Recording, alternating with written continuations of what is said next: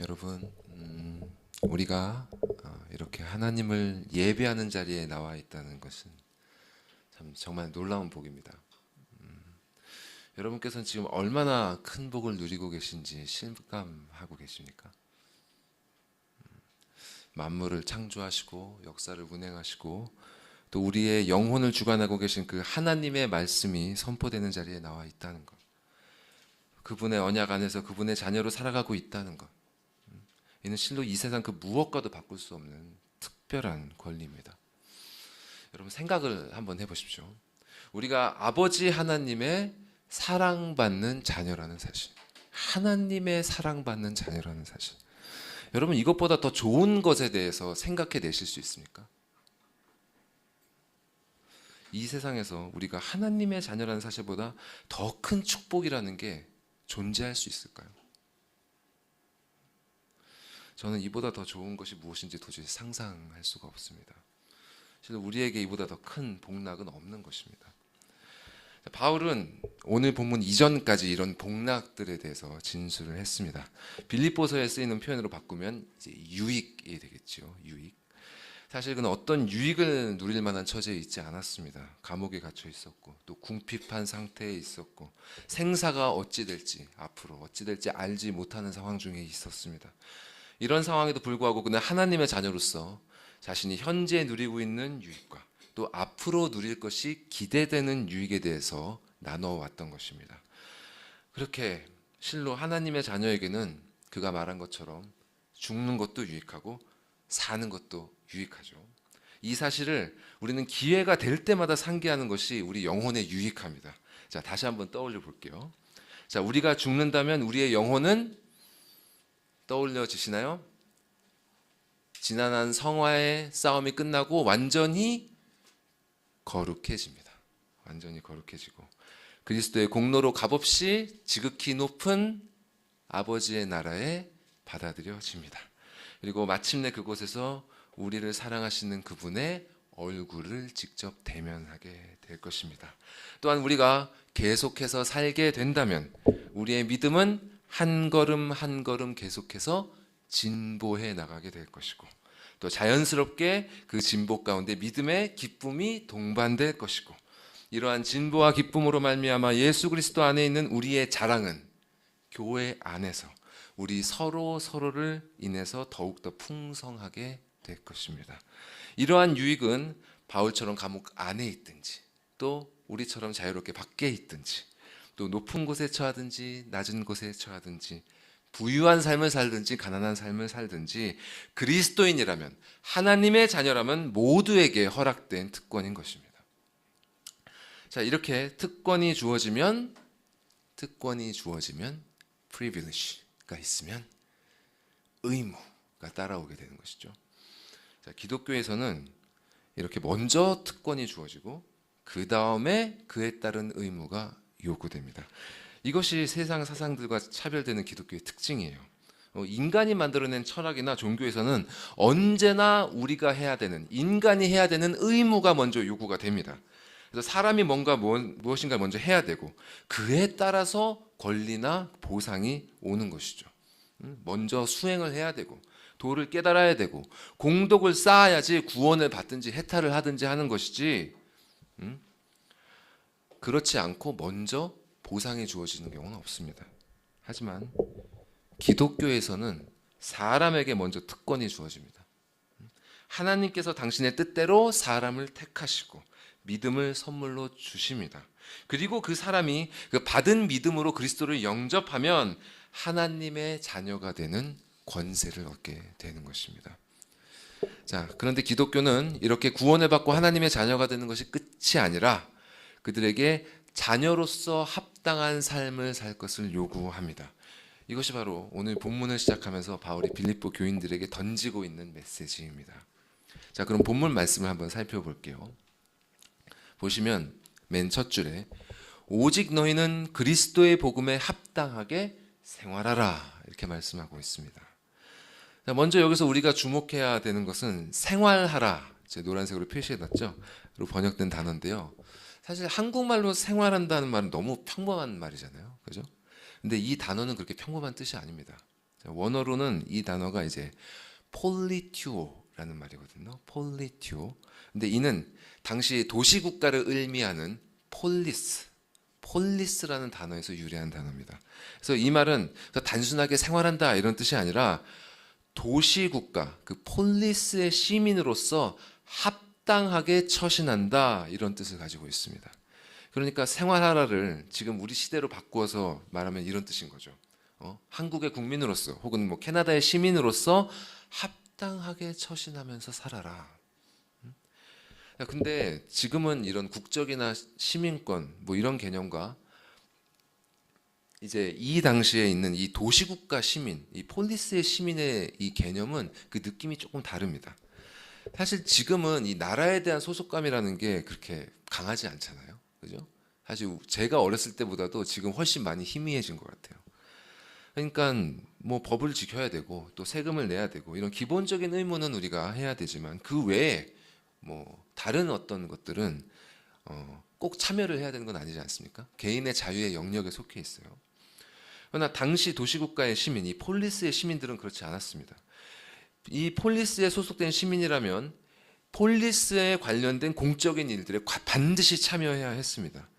근데 이것이 그들에게는 하기 싫은 어떤 귀찮은 의무가 아니라 특권이었어요. 권리였습니다.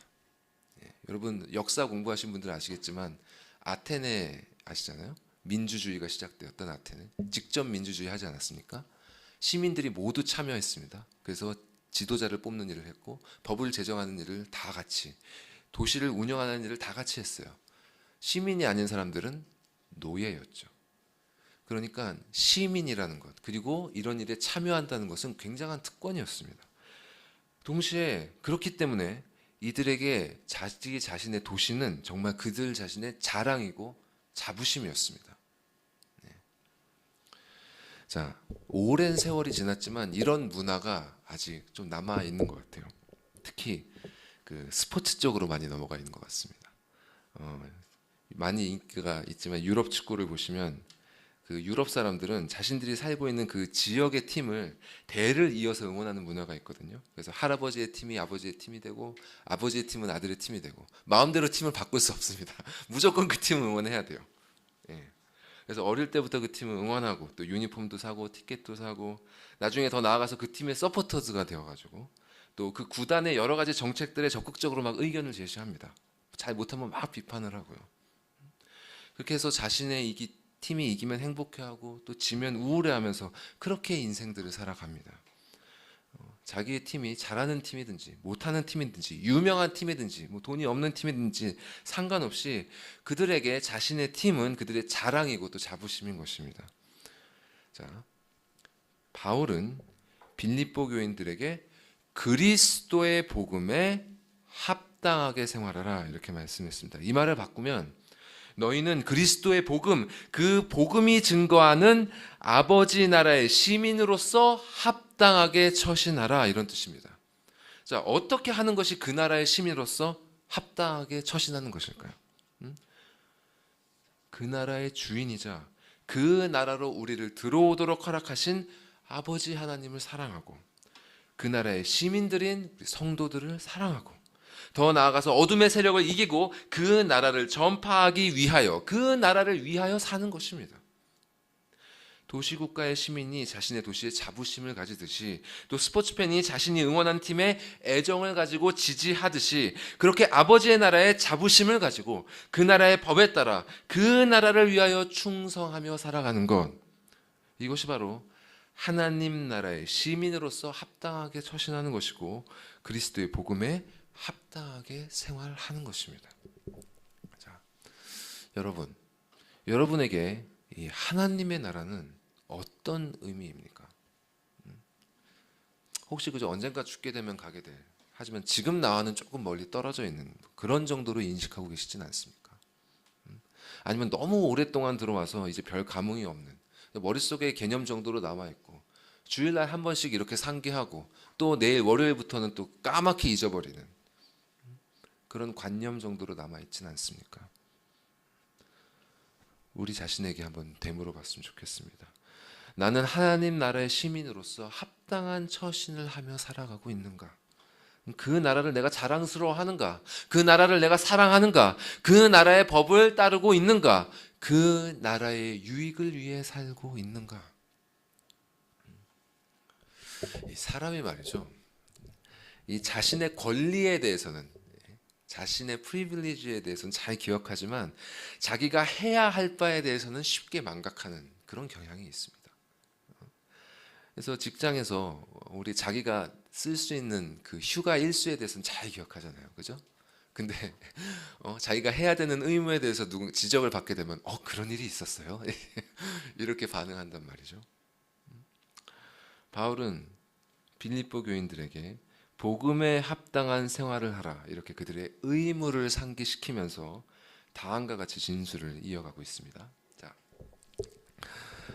다음 슬라이드 넘어가 주시면 그 전에 노란색으로 표시해 둔 부분을 보시면 이는 내가 너에게 가보나 떠나 있으나 이러저러한 이 일들을 내가 듣고자 한다 이렇게 진술을 하고 있어요. 자, 가보나 떠나 있으나 내가 이 일들을 너희로부터 듣고 싶다. 여기는 이 두 가지 측면이 있을 수가 있습니다. 자, 하나는 이미 말씀드린 것처럼 빌립보 교인들이 자신들의 의무를 잊어버리고 있다가 그들을 찾아온 바울로 인해서 하고 정신을 차리고 다시 하나님의 백성으로서 바르게 처신을 하게 되는 경우죠. 그러나 이런 경우에 아버지에 대한 사랑이 또 그분의 나라에 대한 애정이 없다면 또 그리고 애정이 없이 겉으로 그렇게 처신을 바꾸게 된다면 그거는 그저 위선이고 외식에 지나지 않는 것입니다. 자, 그런 사람들은 바울이 다시 떠나게 되면 언제 그랬냐는 듯이 이전에 안일했던 모습으로 돌아갈 것입니다. 자, 그런 사람들은 진정으로 거듭난 하나님의 자녀들이 아닌 것이죠. 자, 또 다른 측면은 용기를 잃고 그분의 나라의 시민으로서 살아갈 힘을 잃고 있었는데 그들을 찾아온 바울로 인해 다시 용기와 힘을 얻어서 하나님의 백성으로서의 의무를 다하게 되는 경우입니다. 사실 진정으로 거듭난 사람들은요, 이 하나님의 나라의 백성으로서 이 세상을 살아가는 게 정말 힘듭니다. 여러분, 쉽지 않아요. 제가 앞에서 스포츠팀의 예를 들었습니다만 어떤 거와 같냐면 이 그리스도인으로서 이 세상을 산다는 것은 마치 철천지 원수처럼 사이가 좋지 않은 그 라이벌 팀의 원정 경기에 응원을 가는 것과 똑같습니다. 그러니까 예를 들어서 좀 좋은 세상이에요. 가보지 않아도 이렇게 사람들의 그 영상을 통해서 간접 경험을 할 수 있다는 것이 제가 이제 그 손흥민 선수의 팀인 그 토트넘을 응원하는 그 팬들이 가장 싫어하는 아스널이라는 팀을 제일 싫어하더라고요. 그 아스널 경기장에 원정 응원을 가서 응원하는 그런 영상을 본 적이 있습니다. 가보면 이제 홈팀 응원석과 원정팀 응원석이 쫙 나눠져 있죠. 그리고 그 사이에 절대로 넘어가지 못하도록 안전 요원들이 쭉 서 있고요. 근데 그럼에도 불구하고 이 양측은 경기 내내 끊임없이 서로를 야유하고 조롱하고 막 온갖 정말 말로 다 할 수 없는 욕설을 주고 받습니다. 그리고 경기가 끝나서도 이 양측이 절대로 충돌하지 못하도록 이 원정팀의 서포터들은 홈팀 관중들이 다 나갈 때까지 자리에 머물게 있게 하더라고요. 그래서 다 떠나면 그제서야 나갈 수 있도록 그렇게 합니다. 자, 이렇게 양쪽이 철저히 분리가 돼 있어도 이 정도잖아요. 근데 이런 좌석의 구분 없이 홈팬들 사이사이에 원정팀을 응원하러 간다면 얼마나 위험할까요? 그리스도인으로서 이 세상을 살아간다는 것은 사실 이와 같은 형국입니다. 죄와 사망의 법이 지배하는 이 세상에서 공중권세 잡은 자를 따라 불순종의 아들들도 살아가는 이 세상 사람들 사이에서 혼자 생명의 성령의 법을 따라 순종하는 자녀들로 살아가는 것은 정말 힘들고 때로는 정말 위험한 일인 것입니다. 이 땅에서의 삶이 그렇게 힘든 것이기 때문에 바울도 차라리 세상을 떠나서 내가 그리스도와 함께 있는 게 훨씬 낫겠다 이렇게 말했던 건 아닙니까? 자, 그런 상황 가운데 있는데 만약 그 경기장에서 같은 팀을 응원하고 있는 성도들을 만난다면 얼마나 반갑겠습니까? 정말 기쁘고 힘이 되는 일 아니겠습니까?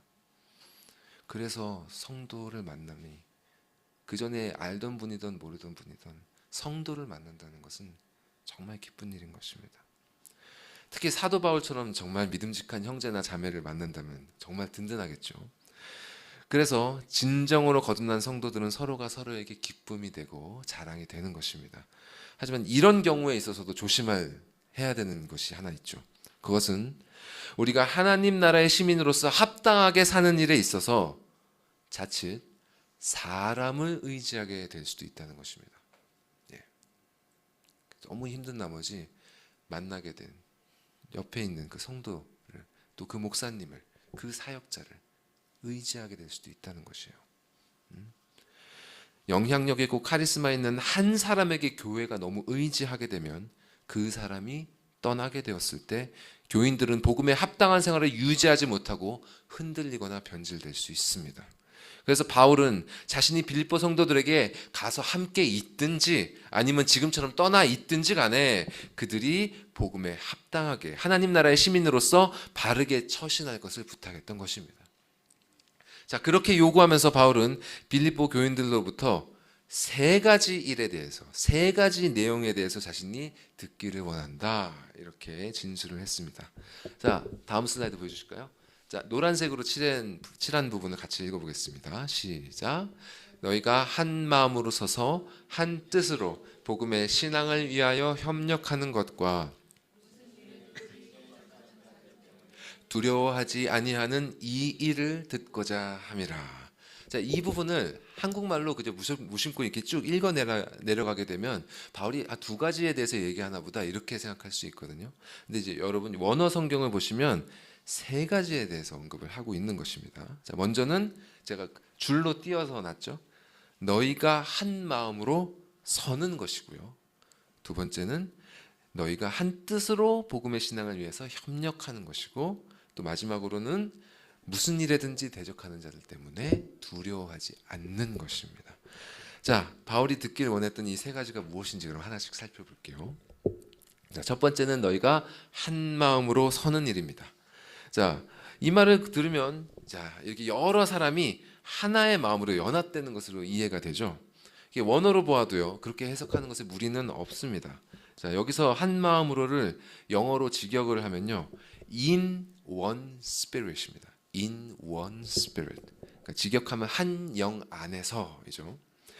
그런데 이 평범하게 해석될 수 있는 이 한 영 혹은 한 영 안에서라는 표현을 바울은 성경에서 어떤 특정한 의미를 나타내기 위해서만 사용했다고 합니다. 자, 다음의 말씀들을 한번 읽어볼게요.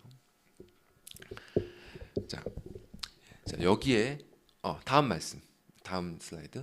여기에 밑줄 친 부분들이 바로 한 영 혹은 한 영 안에서에 해당되는 표현들입니다.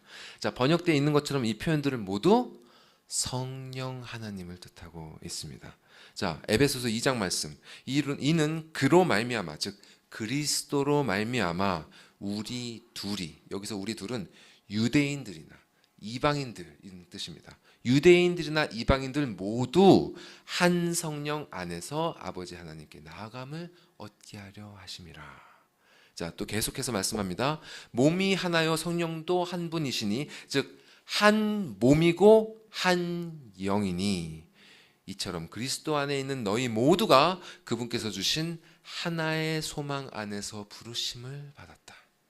자, 그리고 고린도전서 말씀, 우리가 유대인이나 헬라인이나 종이나 자유인이나 다 한 성령으로 세례를 받아 한 몸이 되었고 또다 한 성령을 마시게 하셨느니라. 이렇게 여러분 확인하실 수 있는 것처럼 이 구절들 속에서 바울은 이 한 영이라는 표현을 통해서 모든 성도들이 한 분 성령 하나님 안에서 통일된다, 이 사실을 밝히고 있습니다. 그러므로 오늘 본문 빌립보서 말씀에서 나오는 그 한 마음으로는 사람들의 마음이 하나 된 그런 마음을 뜻할 수도 있지만, 그것보다는 한 분 성령님 안에서라고 보는 것이 맞을 것입니다. 자, 그리고 이 성령 안에서 우리는 서야 합니다. 다음 보여주시죠. 한 마음으로 한 성령 안에서 서야 합니다. 자, 여기서 선다는 말은 그저 일어서 있는 것이 아니라 이런 뉘앙스를 담고 있습니다. 영어로는 to be stationary, 그러니까 station, 움직이지 않고 딱 그 자리에 있다. 그리고 to persevere, 끈기 있게 버티고 있다. 그러니까 여기서 한 마음으로 선다는 것은 우리를 하나 되게 하신 그 한 성령 안에 딱 자리를 잡고 어떤 공격이나 유혹에도 굴하지 않고 인내하면서 끈기 있게 그 자리를 고수한다는 뜻입니다. 다시 말해 성령이란 반석 위에 stand firm, 굳건하게 서 있는 것입니다. 자, 그러면 성도들이 한 성령 안에 자리를 잡고 굳건하게 서 있는다. 이것이 도대체 무슨 뜻일까요? 성경에서 성령은 종종 진리의 영이라고 부릅니다. 그분은 그리스도의 말씀을 우리에게 전해주시는 진리의 영이십니다. 요한 1서에는 성령을 가리켜서 직접적으로 성령은 진리니라 이렇게 말씀하시기도 하시죠. 즉 한 성령 안에 굳건히 서 있는다는 것은 성도들이 각기 자기 소견에 옳은 대로 생각하지 않고 성령께서 성경을 통해 증언하시는 그 하나의 진리 안에서 흔들리지 않고 서 있는다는 뜻입니다. 이것이 바로 바울이 성도들로부터 듣기를 원했던 첫 번째 내용이었습니다. 자, 그 다음에 바울이 듣고자 했던 그 두 번째 내용은 밑에 있는 것처럼 한 뜻으로 복음의 신앙을 위하여 협력하는 것이었습니다. 자, 여기서 한 뜻으로라는 말은 이제 그 한 마음으로, 사실 또 한 호흡으로 이렇게 번역할 수도 있어요. 그래서 어떤 신학자는 한 사람처럼 as one person 이렇게 번역하기도 합니다. 즉 앞에 나왔던 한 마음으로라는 말이 한 성령 안에서라면 이 뒤에 나오는 한 뜻으로라는 말에서 여러 사람들의 마음이 하나로 연합되어를 의미하는 것입니다. 자, 이렇게 모든 성도들이 한 성령 안에서, 즉 그 진리 안에서 하나로 연합된 마음을 가지고 하나님의 자녀답게, 그 나라의 시민답게 복음의 신앙을 위하여 함께 힘을 모아 애를 쓰는 것, 이것이 바로 바울이 듣기를 원했던 그 두 번째 내용이었습니다. 자, 그리고 마지막 바울이 듣기를 원했던 것이 바로 교회가 무슨 일을 당하든지, 성도들이 무슨 일을 당하든지 간에 대적자들로 인해 두려워하지 않고 담대하다는 소식이었죠. 이미 여러 차례 말씀드린 것처럼 당시에는 이 교회를 대적하는 수많은 세력들이 있었습니다. 음란하게 우상 숭배를 했던 이교도들이 있었고, 또 로마 황제를 신으로 숭배하는 황제 숭배자들이 있었고요.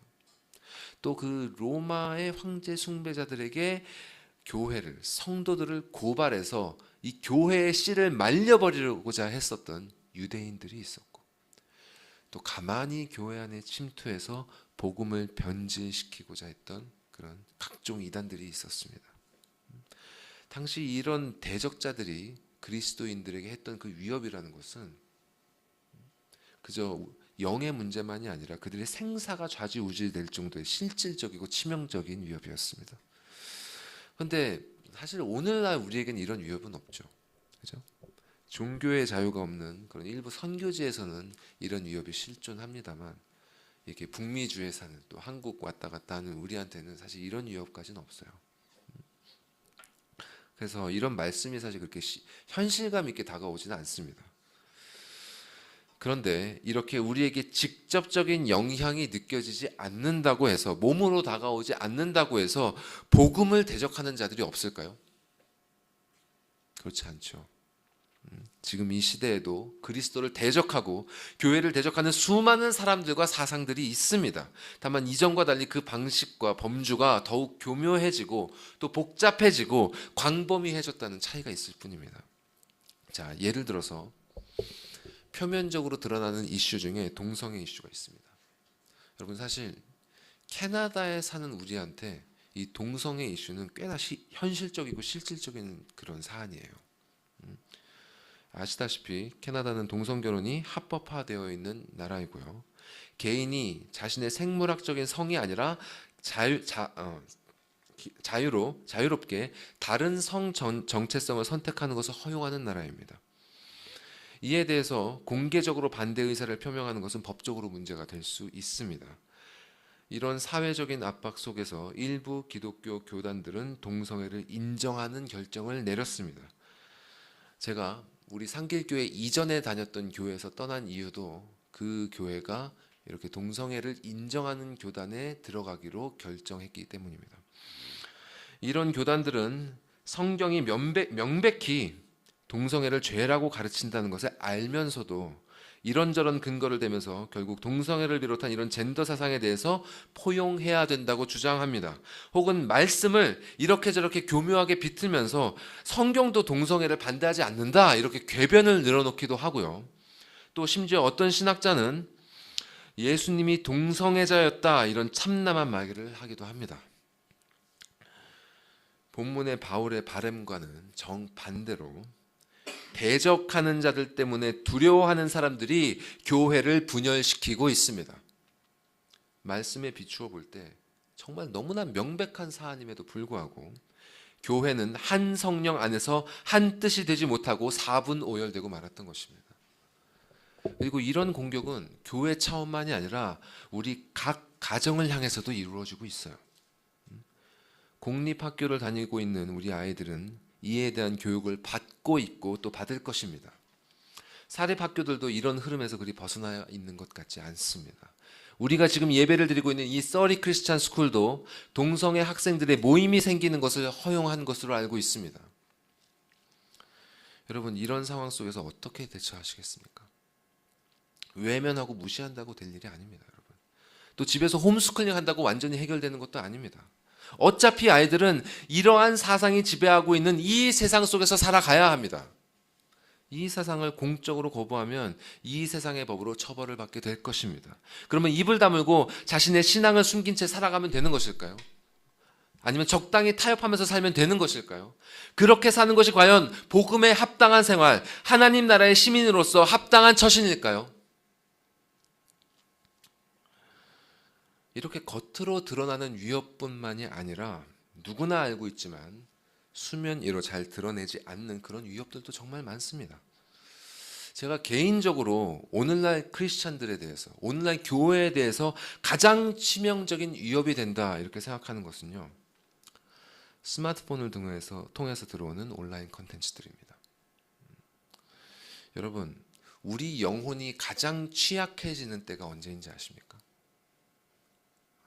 편안하게 쉴 때예요. 여유가 생겼을 때, 해야 할 일이 마무리되고 자유시간을 누릴 수 있을 때, 그때가 바로 내 자신의 영혼이 어떤 상태인지가 가장 적나라하게 드러나는 순간입니다. 여러분이 가장 잘 아시는 것처럼 하나님의 마음에 합한 사람이라는 소리를 들었던 다윗이 인생에서 가장 치명적인 죄를 저질렀을 때가 바로 그러한 때였습니다. 전쟁을 할 때나 또 사울 왕으로부터 핍박을 받았을 때, 정말 모든 사람이 다윗의 인생이 지금 위기다라고 말했을 때는 오히려 그의 영혼은 하나님 아버지 안에서, 푸른 초장 안에서 안전했었습니다. 그런데 그의 육신을 향한 모든 핍박이 사라지고 왕이 되어서 온 백성의 존경을 받게 되고 더 이상 스스로 전쟁을 나가지 않아도 충분히 적들을 제압할 만큼 나라가 부강해졌을 때 그의 영혼은 그 푸른 초장을 떠나서, 아버지의 품을 떠나서 스스로 사망의 음침한 골짜기로 기어 들어갔습니다. 그는 요압 장군을 전쟁터에 보내놓고 한가로이 왕궁 옥상 위를 거닐다가 역사에 기록되어 대대로 회자되는 그 수치스러운 죄를 저지르고 말았던 것입니다. 여러분은 휴식을 취할 때 주로 무엇을 하면서 그 시간을 보내고 계십니까? 스마트폰을 켜거나 컴퓨터 화면에 눈을 돌리진 않으십니까? 만약 그렇다면 그 화면 속에서 어떤 컨텐츠들을 소비하고 계십니까? 여러분의 영혼은 그 컨텐츠를 통해 무엇을 먹고 마시고 있습니까? 사람의 영혼이 진정으로 안식과 평안을 누리기 위해서는요, 하나님의 말씀이 필요합니다. 다른 것들은 일시적인 즐거움과 만족은 주지만 우리 영혼이 정말로 필요로 하는 것은 공급해 주지 못합니다. 예수께서 사마리아 여인에게 말씀하신 것처럼 그리스도께서 주시는 그 생명수, 그 복음의 말씀만이 영원히 목마르지 않는 그 영혼의 안식을 경험할 수 있게 하는 것입니다. 그런데 많은 그리스도인들이 이 사실을 알고 있음에도 이를 실천하지 않습니다. 이 말씀에 대한 그 믿음을 사용하지 않습니다. 마음이 공허할 때, 영혼이 목마를 때 성경을 펼치기보다는 스마트폰 열어서, 컴퓨터 화면 열어서 일시적인 즐거움을 주는 것들로 시간을 채웁니다. 그렇게 보내는 시간이 하루에 얼마나 될까요? 제가 이전에도 한번 말씀드린 바 있는데요. 여러분이 주로 사용하시는 온라인 플랫폼, 인스타그램이라든지 유튜브라든지 열어서 하루에 사용 시간이 얼마나 드는지 한번 체크해 보십시오. 아마 대부분 유튜브를 많이 보실 텐데 스마트폰에서 유튜브 켜시고 오른쪽 아래에 보시면 마이 페이지, 내 페이지라는欄이 있습니다. 거기 열어보시면 하루에 여러분이 얼마나 시청을 했는지, 그리고 지난 일주일간 매일매일 얼마나 시청했고 평균 시청 시간이 얼마나 되는지 여러분 확인하실 수 있습니다. 여러분에게 주어진 그 소중한 하루하루가 어떻게 쓰여졌는지를 꼭 체크해 보십시오. 복음에 합당한 생활을 하기 위해서는 우리 시간의 쓰임을 반드시 확인해야 합니다. 어떤 정신의학과 교수가 이런 얘기를 하는 걸 들었어요. 부모의 관심은 아이들에게 정신적 식량과 같은 것이다. 저는 이 말이 우리 그리스도인들에게도 동일하게 적용된다고 생각합니다. 우리를 향한 하나님의 관심, 우리의 정신적 양식, 여기에 나타나 있습니다. 이 말씀들을 통해서 전달되는 그 아버지의 관심과 사랑이 우리 영혼의 식량이 됩니다. 우리 영혼의 안식처가 됩니다. 그런데 이 세상은 우리 손에 너무나 강력한 유혹을 쥐어주었습니다. 이 손이 아버지의 말씀을 펴지 못하도록, 우리 영혼이 아버지를 만나지 못하도록 하는 그 방해꾼이 언제 어디서나 우리와 함께 따라다니도록 만들었습니다. 그래서 말씀에 따르면 우리는 어떻게 해야 합니까? 우리는 항상 하늘 아버지를 생각하면서 기뻐하고, 항상 기뻐하고, 그분을 의지하면서 쉬지 말고 기도하고, 범사에 감사해야 마땅한 존재들 아닙니까? 그럼에도 불구하고 이 세상은 틈만 나면 우리로 하여금 온라인에 접속해서 그 알고리즘을 따라 쾌락을 소비하고 또 그 쾌락을 팔아서 유익을 얻으려는 그런 존재로 우리를 몰고 가고 있습니다. 여러분은 어떻게 이 대적을 이겨내시겠습니까? 어떻게 이 막강한 유혹을 물리치고 하나님 나라의 시민으로서 합당한 처신을 하며 살아가시겠습니까? 또 우리 청년들, 우리 아이들 어떻게 가르쳐야겠습니까? 이 싸움은 결코 쉬운 것이 아닙니다. 여전히 이 시대의 교회는 로마가 지배하던 저 시대 못지않은 그런 큰 어려움에 직면해 있습니다. 그때나 지금이나 이 교회의 싸움은 혈과 육에 대한 것이 아니라 통치자들과 권세들과 이 어둠의 세상 주관자들과 하늘에 있는 악의 영들에 대한 것입니다. 하나님의 자녀들은 비록 연약하다 할지라도 이런 대적자들을 두려워하지 말고 담대히 맞서야 합니다. 바울이 듣기를 원했던 이 세 가지 모습들은요, 서로 긴밀하게 연결이 되어 있어요. 한 성령 안에 굳건히 서는 것, 그리고 한 마음으로 복음의 신앙을 위해 협력하는 것, 그리고 대적자들을 두려워하지 않는 것은 각각 개별적인 요소들이 아니라 복음의 합당한 처신에서 나오는 자연스러운 결과들입니다. 자, 성도 한 사람 한 사람이 한 성령께서 주신 그 복음의 진리 안에 믿음으로 굳건히 서게 되면 온 교회가 한 마음으로 한 사람처럼 그 복음을 위해 협력하게 되고, 그러면 대적자들로 인해 성도에게 또 교회에게 어떤 일들이 일어난다 할지라도 두려워하지 않고 담대히 온 교회가 나아갈 수 있게 되는 것입니다. 근데 여러분, 앞서 동성애 이슈에서도 제가 언급했습니다만 이 일은 결코 쉬운 일이 아닙니다. 교회는 이 동성애처럼 너무나 명백한 사안에 있어서도 진리를 고수하지 못했고 결국 하나가 되지 못하고 분열하고 말았습니다. 어떤 신학자들은 교회 밖에서 사회의 지탄을 받을 것을 두려워하고, 또 어떤 목회자들은 교회 안에서 성도들의 눈치를 봅니다. 또 어떤 형제들은 사회생활 가운데 이러한 문제에 부딪힐까 봐 회피하고, 또 어떤 자매들은 자녀가 학교에서 어떻게 배울지 불안해합니다. 이처럼 현대 교회는 바울이 듣기를 원했던 것과는 전혀 다른 모습이 되고 말았습니다. 왜 이렇게 되었을까요? 결국 진리 안에서, 한 성령 안에서 굳건히 서지 못했기 때문입니다. 우리 교회가 소유리 문답을 지속적으로 가르치는 이유가 바로 여기에 있습니다.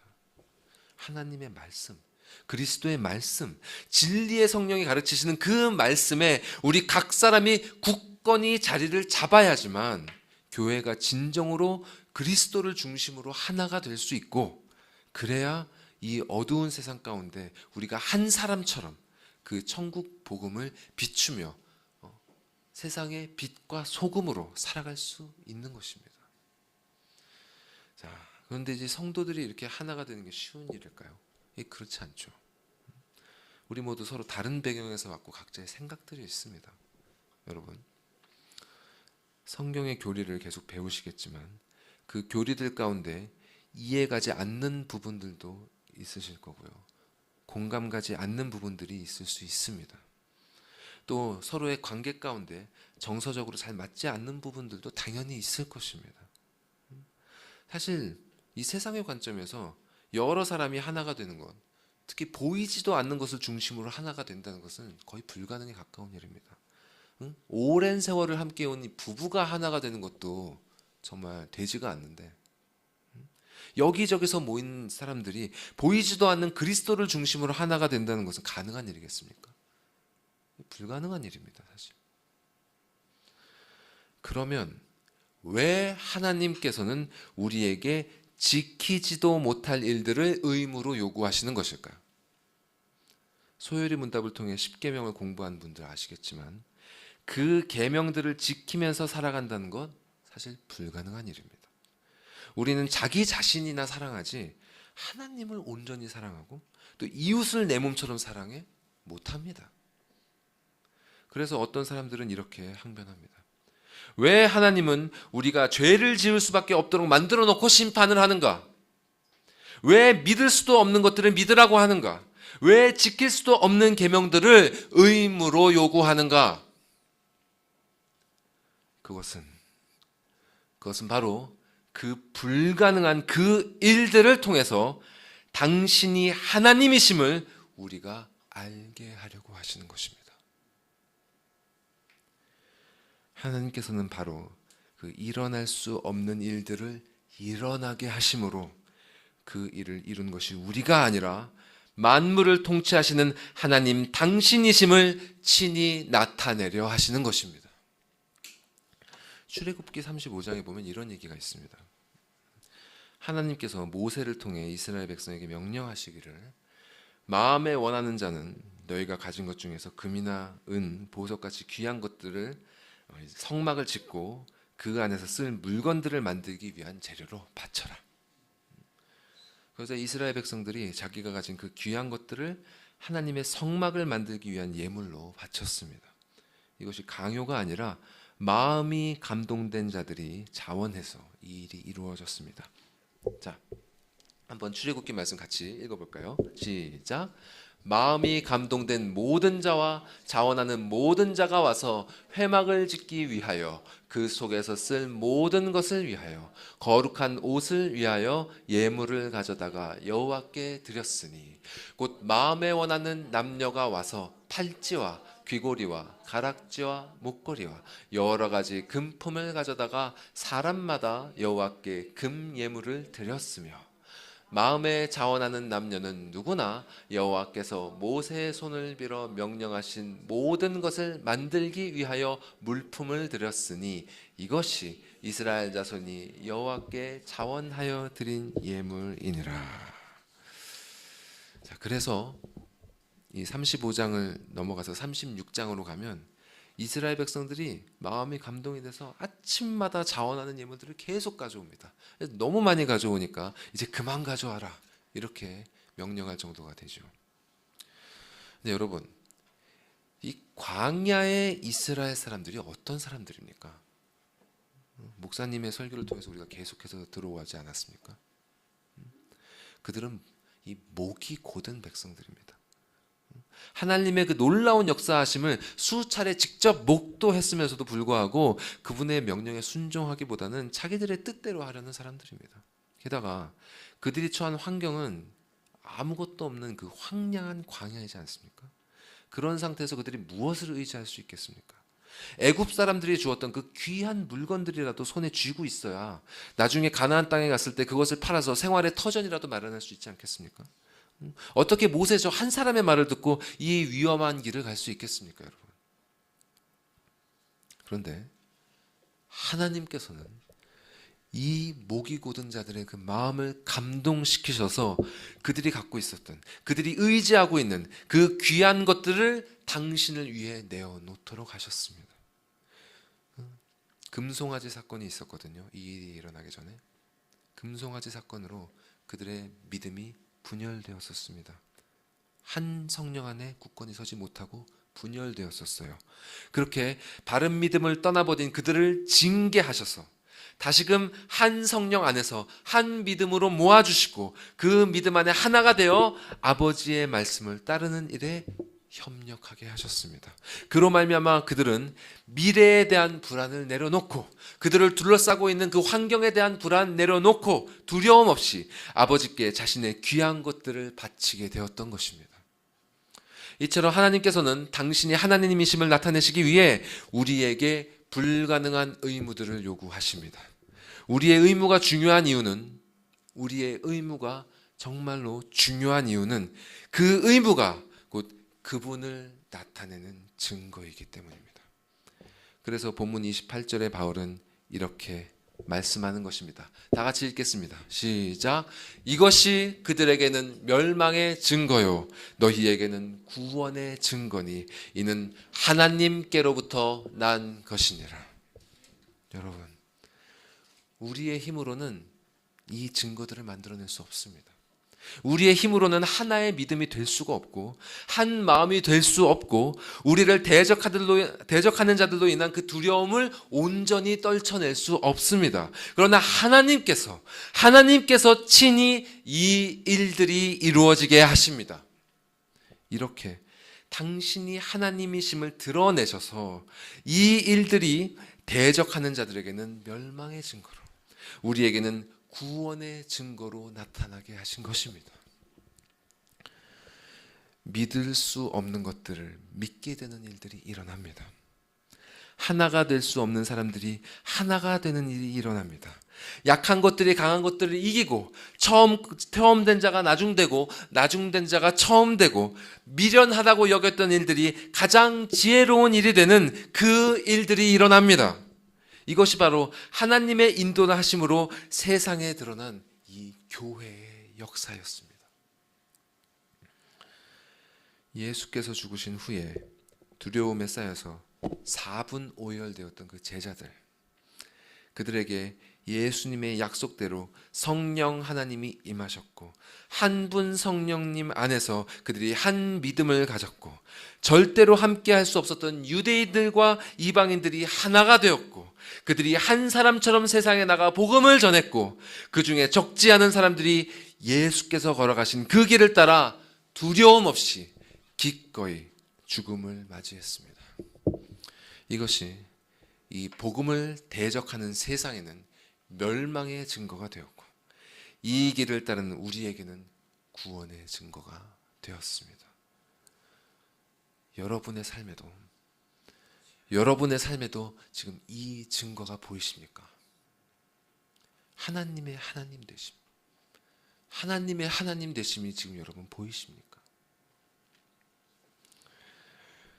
끝으로 서두에 드렸던 질문을 다시 드리겠습니다.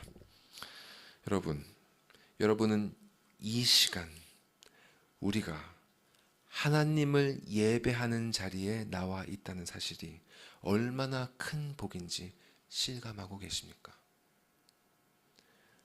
나 같은 죄인이 그분을 믿게 되고 그분의 말씀을 듣고 그분을 따르는 이 거룩한 성도들과 함께 그 나라에 가기까지 함께 동행하게 되었다는 사실.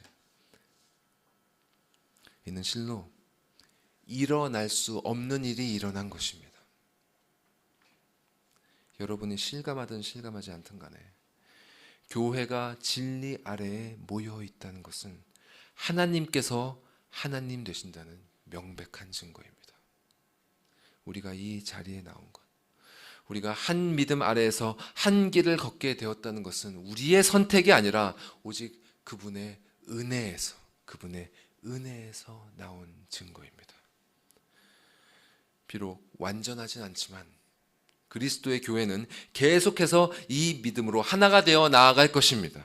중간에 두려워하는 자들도 생기고 이탈하는 자들도 있겠지만은 결국 하나님의 자녀들은 그 나라의 시민으로서 합당한 삶을 살아냄으로써 이 세상에는 결국 멸망이 닥칠 것이며 자신들에게는 구원이 임할 것임을 증거할 것입니다.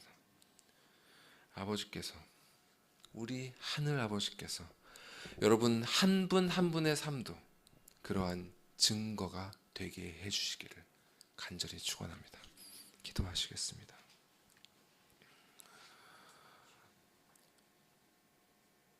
아버지 하나님,